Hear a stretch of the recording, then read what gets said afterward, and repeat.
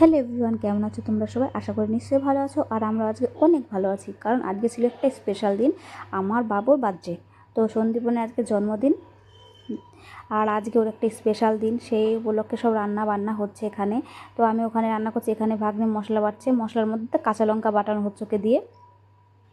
আর ভাই আজকে ক্যামেরাম্যান, ভাই ফোন ধরে সব জায়গায় ভিডিও করছিল আর কি, ভাই দেখাচ্ছিল রান্না হচ্ছে কি কি।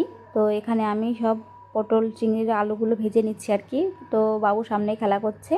আর এখানে চিকেনটা ম্যারিনেট করে ফ্রিজে একটু রেখে দেবো কিছু সময়, সেই জন্য বললাম যে এইটা ভালো করে মাখিয়ে কষে টষে তারপরে রেখে দাও আর কি।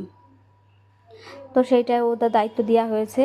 তো তারপর এই যে আমি এখন আলু ভেজে নেব, এটা হলো মাছের আলু আর কি, মাছের তরকারি করব।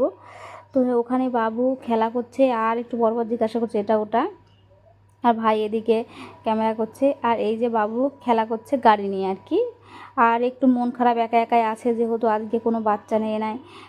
তো মন খারাপ থাকে যে আমার কোনো বন্ধু নেই আর কেউ নেই, আমি একা একা এখানে, জন্মদিন হচ্ছে। বাচ্চা মানুষ তো বাচ্চা মানুষের ইচ্ছা করে, তো কিছু করার নেই। বাবুকে বুঝিয়ে বললাম যে বাবা কিছু মনে করো না, তুমি কিছু কী করো বলো, বাড়িতে গেলে তো অনেকেই থাকতো, তুমি কষ্ট পেও না। কষ্ট তো লাগেই না, যখন আমার ছেলে কষ্ট পায় তখন তখন আর কোনো কিছু মনে থাকে না। হ্যাঁ, তখন অনেক কিছুই মনে পড়ে যায়, কিন্তু সব কথা তো বলি না কখনো, আর বলতেও চাই না। তো সময় আসলে আমার বাবুর সেই ইচ্ছা স্বপ্ন সবই পূরণ হবে। ও যার জন্য কান্না করে, কষ্ট পায়। এবছর হয়নি তাই কী হয়েছে, কেউ আসেনি, সামনের বছর অনেকেই থাকবে, তখনও অনেক খুশি হবে, এটাই আর কি।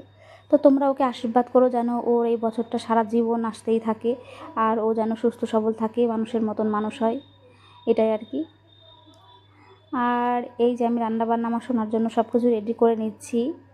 তো ক্যাপসিকাম বিনস এগুলো আমি ভেজে নেবো আর কি। তো একটু পর পর আমার কাজগুলো আমি সারছি, আর আমার বাবুর কাছে যাচ্ছি কি করছে না করছে।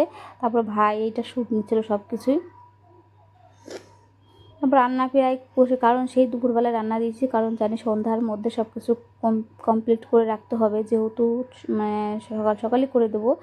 তো তেমন কেউ না, মানে খুবই কম কয়েকজন মিলে আর কি বার্থডেটা করা হচ্ছে।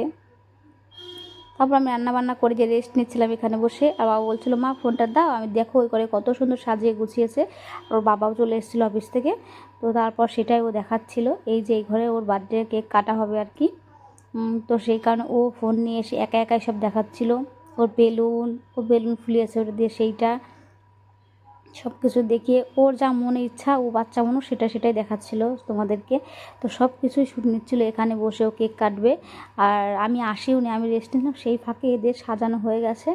আর বাবু সেটা ঘুরিয়ে ঘুরিয়ে দেখাচ্ছিল সব কিছু, বা এখানে বেলুন দিয়েছে, সব কিছু ওর যেটা যেটা ভালো লাগছে ও সেটাই শেয়ার করছে। তো ওর খুশিতেই আমার খুশি। বাবু অনেক খুশি যে এই সাজানোর পরে একটু মনটা খুশি হয়ে গেছিলো, যে যখন দেখেছে বার্থডে হ্যাপি বার্থডে লেখা বেলুন টেলুন দিয়েছে তখন।